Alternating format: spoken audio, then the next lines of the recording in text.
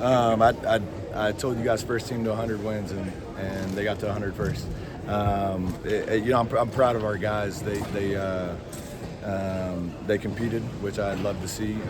It was going to be a game of runs. Obviously, Alabama's got a really high-powered offense. I feel like we do too. But the reality is, I've never seen this at any level. You can't put a team on the free throw line 49 times and expect to beat anyone, much less a top 10, top 15 team in the country. I'm proud of our guys. There's a lot to be encouraged about. I love the way they fought. But in reality, if our defense continues to have gaps where the ball consistently gets in the paint and we're a step behind, both at point of attack and our shifts, and then we're a point behind with our low man coming over and we just foul, it's going to be really tough to win those games, especially close games against great opponents. But a lot to be encouraged about.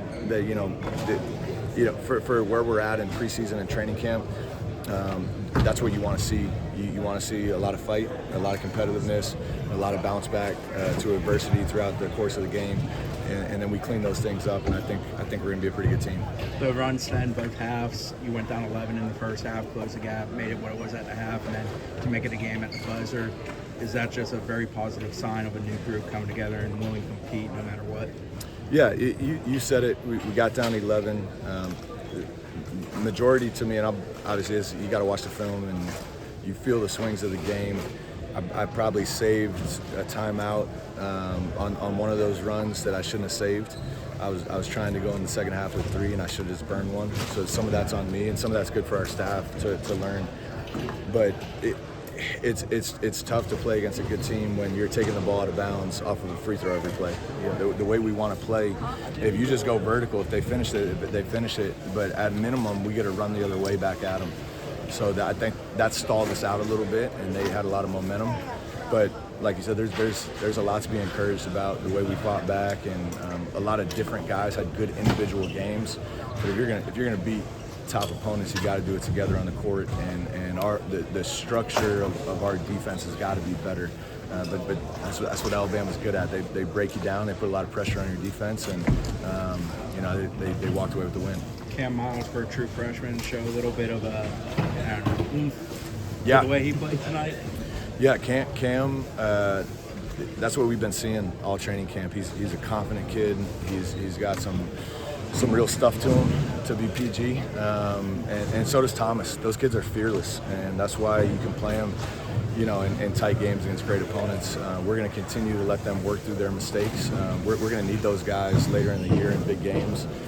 So it could be messy at times playing, a freshman or 2 freshmen down the stretch in a close game against a really good opponent.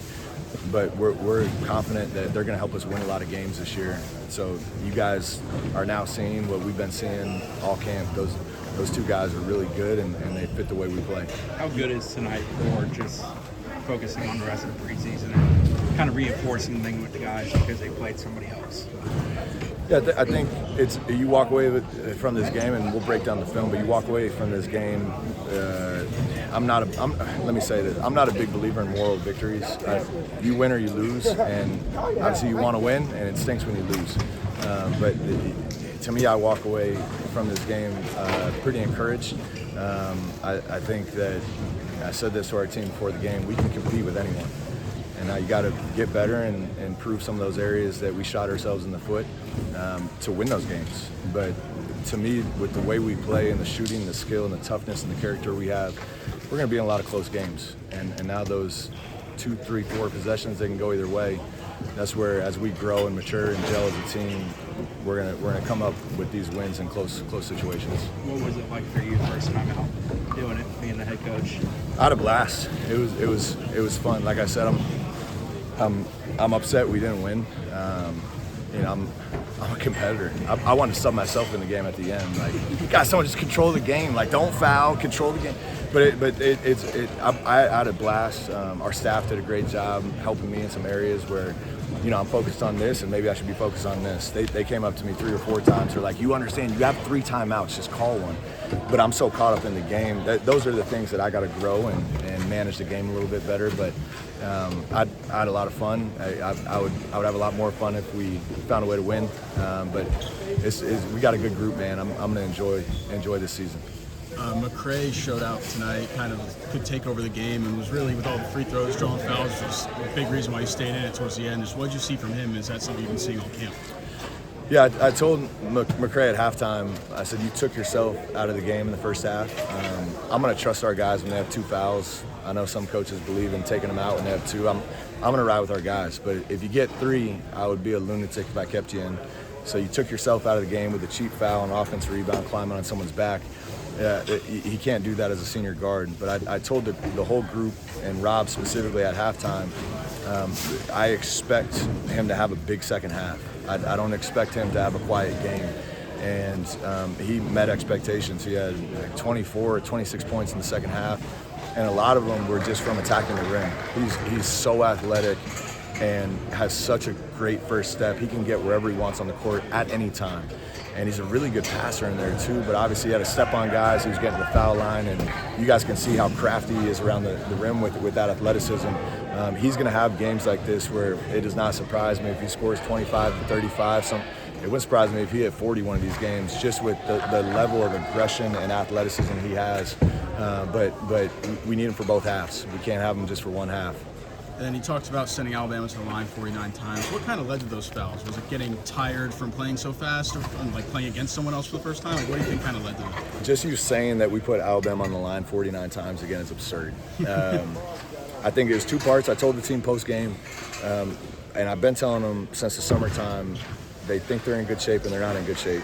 They're in great shape for the course of their lives and for what most coaches think, but with how fast we're trying to play and how aggressive we're trying to play defensively, you have to be almost at a superhuman level of conditioning. And we're going to keep pushing these guys for the next few weeks until that first game hits. We're on them because we can't have guys dropping with cramps and doing those things. Then to your point, because of our fatigue, at times we were just getting blown by at the point of attack, and then our shifts were late. So I call it a 2-way stunt. You're out of position, then you're trying to get in position, and when you're behind the play, that's a lot of times where the reaches happen and the fouls happen. Fatigue makes cowards of all of us, and when that fatigue sets in, mistakes are going to happen. And you saw it time and time again where they just broke down our defense, we're a step late, and then we're not going vertical with good principles, and we're fouling, and it slowed us. We should have scored 110 to 120 tonight if we weren't taking the ball off a free throw at every possession. But those are good things we can clean up, and I'm sure we're gonna see plenty of clips of not only our fatigue but our defensive breakdowns. Thanks.